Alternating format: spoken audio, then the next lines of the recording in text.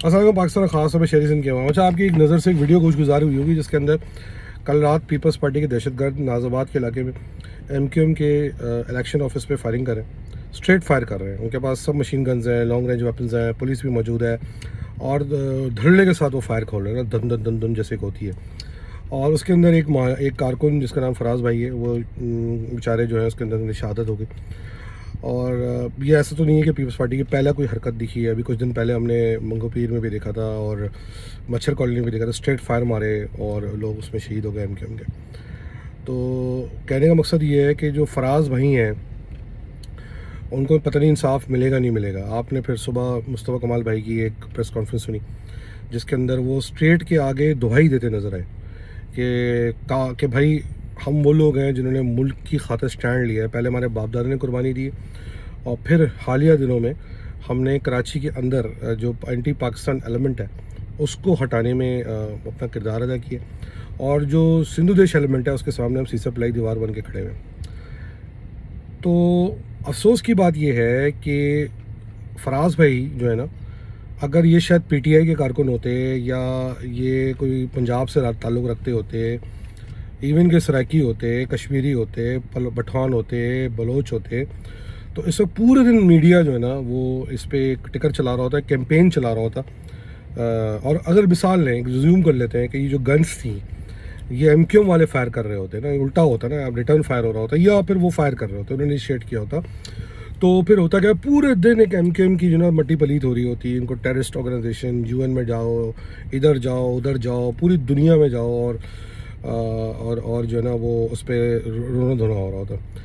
मगर बेचारे फराज भाई की गलती है कि फराज भाई जो है ना वो सन ऑफ द सॉइल नहीं है और फराज भाई जो है वो महाजिर थे मरूम, उनका MQM से ताल्लुक़ था। और ना वो बेचारे सिंधी थे, ना वो पंजाबी थे, ना वो पठान थे, ना बलोच थे, ना सराइकी थे, ना कश्मीरी थे, ना गिलगिती थे। तो किसी को फ़र्क नहीं पड़ा, कोई शोर नहीं बचा कि पीपल्स पार्टी की दहशतगर्दी के ऊपर उस पर नोटिस लिया जाए। बल्कि लुबे लुबाब ये है कि शिकवा ये किया गया कि वहाँ 2 गाड़ियों को आग लगा दी गई और वो गाड़ियाँ जो है आग लगा दी गई। और मतलब उनका कसूर ये है फराज भाई के लवाहिकीन का कि जब फराज भाई को मार दिया गया तो वो जो है ना गाड़ियों को आग भी नहीं लगाते। हालांकि कराची के अंदर इससे छोटी छोटी बातों पे पुलिस वालों की कुत्ते वाली पिटाई होते हमने देखी है। अभी हालिया सुराब बोर्ड पे जब वो हीरोइन के माफिया पे हाथ डालने गए, कुत्ते की तरह भागे वहाँ से, मगर वो इन गाड़ियों को भी आग नहीं लगाते ना, क्योंकि गाड़ियाँ महंगी थी ना, 2 करोड़ की थी।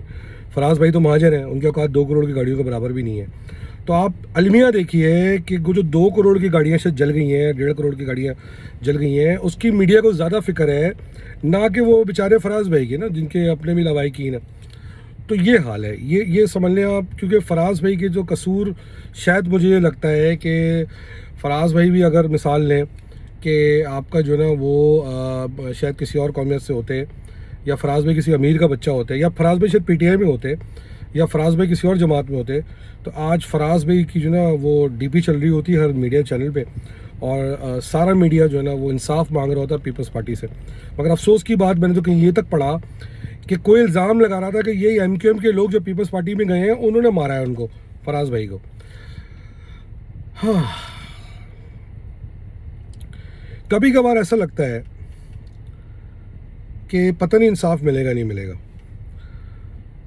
और फिर जब इंसाफ नहीं मिलेगा तो फिर अगर आप भी वही करेंगे जो दूसरी कौमें कर रही हैं, तो फिर उनको तो गले लगा लिया जाता है ना। फिर भी आप पे तो पता नहीं क्या क्या खुदा न खास्ता इल्ज़ाम लग जाएंगे।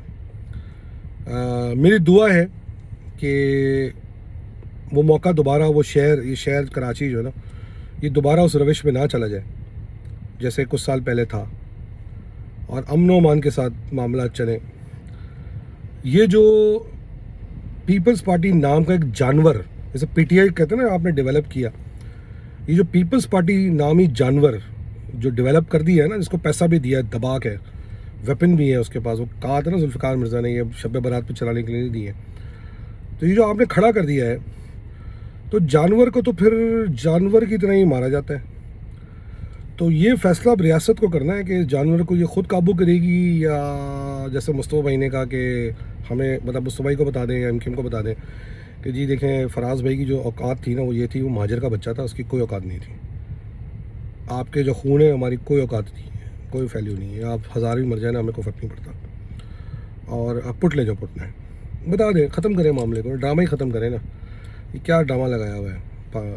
तो हमें पता चल जाएगा कि हम जो है ना वो सेकंड ग्रेड या थर्ड ग्रेड पाकिस्तानी है, और हम अपनी औकात के हिसाब से फिर जो है ना वो काम करेंगे। तो मेरी अल्तमास होगी इस्टेब्लिशमेंट से कि और इदारों से, रियासत से, हमारे भाइयों से, भाई हैं हमारे सारे, कि देखें बहुत सारे लोग जो होते हैं ना वो मिसगाइडेड होते हैं। कुछ लोग जो है ना वो जल्दी बहक जाते हैं, कंफ्यूज हो जाते हैं। प्लीज़ उस नौबत से ना रोकें, इंसाफ दें। और ये जो बदमाशी जो करवा रहा है, जो भी करवा रहा है पीपल्स पार्टी की तरफ से या पीपल्स पार्टी के बिहाफ पे, हर दफ़ा एक इलेक्शन में एक नया बदमाश पीपल्स पार्टी की तरफ से खड़ा हो जाता है, तो उसको या तो ख़ुद कंट्रोल करें, या आप बहुत ज़्यादा मसरूफ़ हैं तो बता दें। कंट्रोल करना आता है। जी एम हाजिर, पाकिस्तान जिंदाबाद।